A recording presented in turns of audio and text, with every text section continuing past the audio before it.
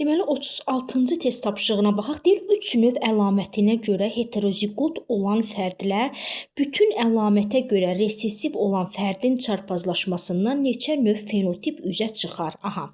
3 növ əlamətə görə heterozigot deyirsə mən belə yazıram. Deməli, burada nə soruşur? 3 növ, bura qoyaq. 3 növ əlamətə deməli görə heterozigot. Onda belə yazıram. Bax, demək yazıram. Böyük A, kiçik A, böyük B, kiçik B, böyük C, kiçik C. 3 növ əlamətə görə heterozigot olan fərdlər bütün əlamətə görə resessiv, yəni kiçik A, kiçik A, kiçik B, kiçik B, kiçik C, kiçik C. Resessiv olan fərdin çarpazlaşmasında neçə növ fenotip üzə çıxar? Yaxşı. Deməli, bu polihibrid çarpazlaşmanı gətirək monohibridə. Deməli, böyük A, kiçik A-nı çarpazlaşdıracağıq kiçik A ilə. Sonra böyük B, kiçik B-ni çarpazlaşdıracağım kiçik B ilə. Böyük C, kiçik C-ni çarpazlaşdıracağım kiçik C ilə. Bax, burada nə alınacaq? Böyük A. Demək, yox. Burada alınacaq. Deməli, bax, bu neçə tip qamet verəcək? Bir dənə böyük A, bir dənə kiçik A, bu da bir dənə kiçik A verəcək. Olacaq böyük A, kiçik A, bir də kiçik A, kiçik A.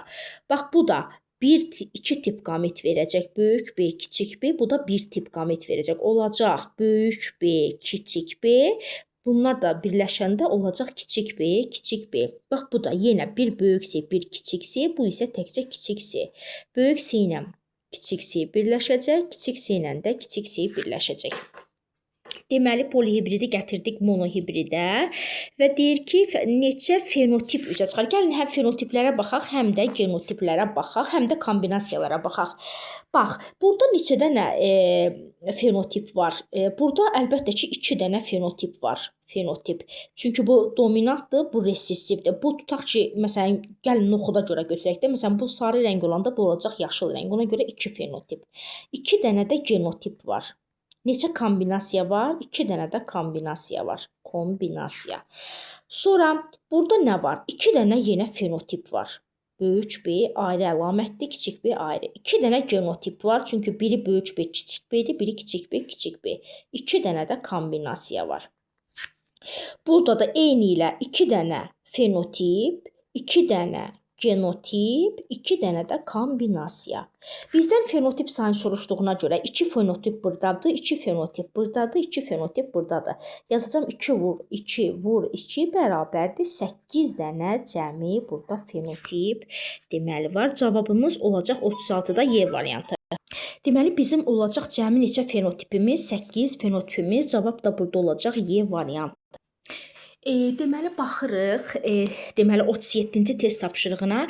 Deyir ki, böyük A, kiçik A, böyük B, kiçik B, böyük C, böyük D, kiçik D genotipinə malik fərd maksimum və minimum neçə tip qamet verər? Gəlin yazaq. Deməli, nə verir? Böyük A, kiçik A 37-də. Deyir, böyük A, deməli, böyük A, kiçik A, böyük B, kiçik B, böyük C, böyük D, kiçik D genotipinə malik fərd maksimum. 2 üstü n-lə heterozigotların sayını tapmaqla tapa bilərik. Bax, burada neçə dənə heterozigot var? 1 dənə heterozigot, 2 dənə heterozigot, 3 dənə heterozigot. 2 üstü 3 bərabərdir 8 dənə bu qamet verə bilir. Maksimum.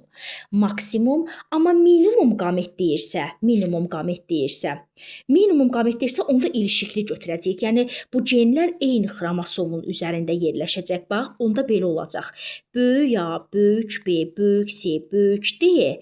Onlarla qarşılıqlı allel genlər kiçik A, kiçik B, deməli böyük C, kiçik D. Bax, Krasingover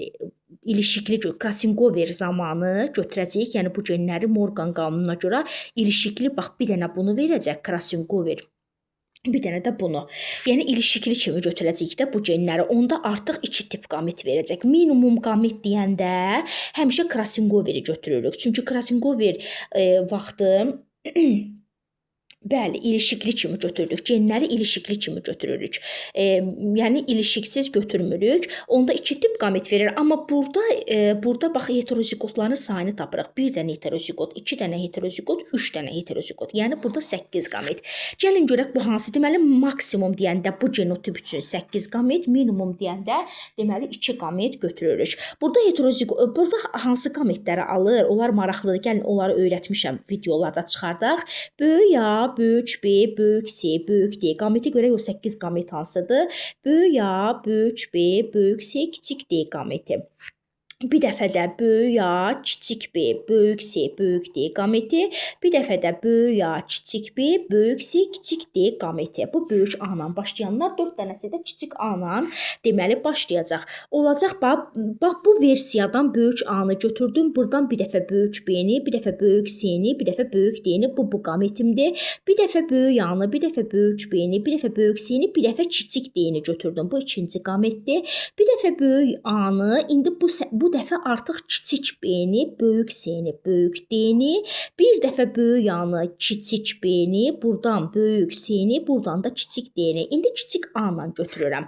Kiçik A, böyük B, böyük C, böyük D, kiçik A, böyük B, böyük C, kiçik D, kiçik A, kiçik B, artıq böyük C, böyük D və kiçik A, kiçik B, böyük C, kiçik D qametini. Baxın, artıq A ilə işim bitdi. 4-ü A ilə başlayır, 4-ü də kiçik A ilə başlayacaq. Buradan bir dəfə kiçik A-nı götürəcəm, bir dəfə buradan böyük B-ni, bir dəfə böyük C-ni, bir dəfə də böyük D-ni götürmüşəm. Bir dəfə kiçik A-nı, bir dəfə böyük B-ni, bir dəfə böyük C-ni, bir dəfə kiçik D-ni. Bax, onu da götürmüşəm. Bir dəfə kiçik A-nı, bir dəfə kiçik B-ni, bir dəfə böyük C, onu da götürmüşəm. Bir dəfə kiçik A-nı, bir dəfə kiçik B-ni, bir dəfə böyük C-ni, bir dəfə böyük D-ni götürmüşəm və bir dəfə kiçik A-nı, kiçik B-ni, böyük C-ni, kiçik D-ni götürmüşəm. Bəli, 8 tip qamet həqiqətən də alındı. 1, 2, 3, 4, 5, 6, 7, 8 tip qamet. 4-ü böyük A ilə başladı, 4-ü kiçik A ilə deməli başladı. Deməli cavabımız maksimum 8 qamet, minimum deyəndə həmişə genləri ilişikli götürürük. Morgan qanununa görə deməli ilişikli keçəndə bu bir tip qamet verəcək. Deməli bu 2 tip, cəmi 2 tip qamet verəcək. Bu genotipli orqanizm ilişikli olanda bir bu qameti, bir də bu qameti. Deməli 44-cü test tapşırığına deməli baxırıq. Deyir ki, böyük A, kiçik A, böyük B, kiçik B, böyük C, kiçik C, kiçik D, kiçik D çarpazlaşır. Kiçik A, kiçik A, böyük B, kiçik B, böyük C, kiçik C, kiçik D. Deməli kiçik D ilə yazaq. Böyük A, kiçik A, böyük B. Deməli kiçik B, böyük C, kiçik C, kiçik D, kiçik D çarpazlaşır. Kiçik A, kiçik A, böyük B, kiçik B, böyük C, kiçik C, böyük D, kiçik D ilə çarpazlaşır. Deməli burada polihibrid çarpazlaşmanı monohibrid çarpazlaşmaya gətirək. Bax burada deməli necə eləyəcəm? Bax bu böyük A, kiçik A-nı çarpazlaşdıracağam kiçik A ilə.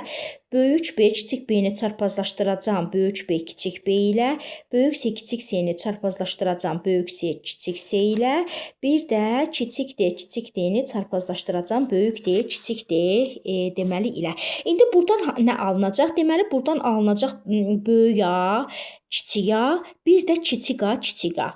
Buradan alınacaq böyük B, 2 dənə böyük B, kiçik B, bir dənə kiçik B, kiçik B. Bunlardan bir dənə alınacaq. Aha. Burada bir dənə böyük C, 2 dənə böyük C, kiçik C, bir dənə kiçik C, kiçik C. Buradan isə böyük D, kiçik D, bir də kiçik D, kiçik D. Bunlardan da bir dənə alınacaq. İndi gəlin bax, bizdə neçə genotipli orqanizm meydana çıxa bilər? Bax burada deməli genotipi, neçə dənə genotip var? Deməli burada var 2 dənə genotipimiz. Bəli, 2 dənə genotipimiz. Burada var 3 dənə genotip. Bax 2 genotipin biri böyük A, kiçik A, biri kiçik A, kiçik A. Burada 3 dənə genotip var. Böyük B, böyük B, böyük B, kiçik B, kiçik B, kiçik B. Burada yenə 3 dənə genotip var.